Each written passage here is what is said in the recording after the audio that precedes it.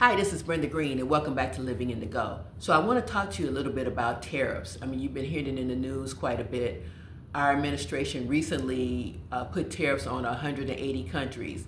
Two of the countries don't even have people on them, but nevertheless, 180 countries would hit with tariffs of various degrees, from 20%, 30%, just all over the board. And so what are tariffs? A lot of people don't really understand how they work. So when tariffs are put on another country, all the goods that they're going to import into us, they get a tariff or a tax on them.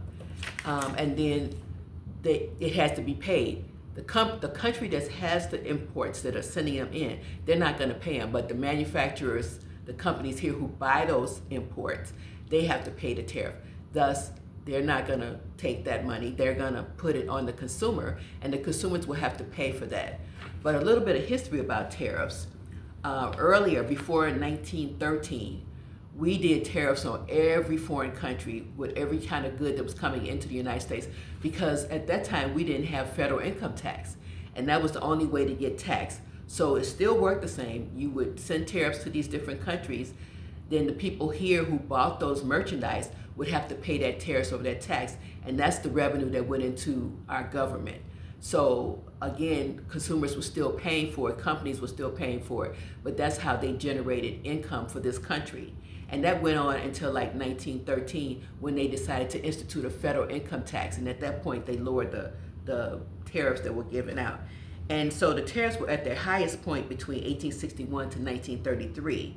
And then after that, they decided to diminish. And actually, after, I would say, 1942, we wanted to have more of a free trade with the different countries in the world. And so tariffs pretty much diminished at that point, and they weren't using them. They didn't need to, because we wanted to have free and open trade with a lot of different countries. We traded with them, they traded with us. We probably had more manufacturing going on at that time, but that was good. The purposes for tariffs: one, to raise revenue for the government, which I mentioned. The other is to protect our domestic producers. So if we have a good that we have here, but other countries are selling it to us cheaper, we're going to put a tariff on them to ensure that it's balanced, right? So that's the second reason. And the third reason that we do tariffs is to reach agreements to reduce trade barriers. So if we're trading with someone and we don't think they're being fair, we might put a tariff on them to try to balance things out. So those are the three purposes for it. But again, right now, the tariffs are willy-nilly everywhere. So 180 countries that our administration has tariffs on.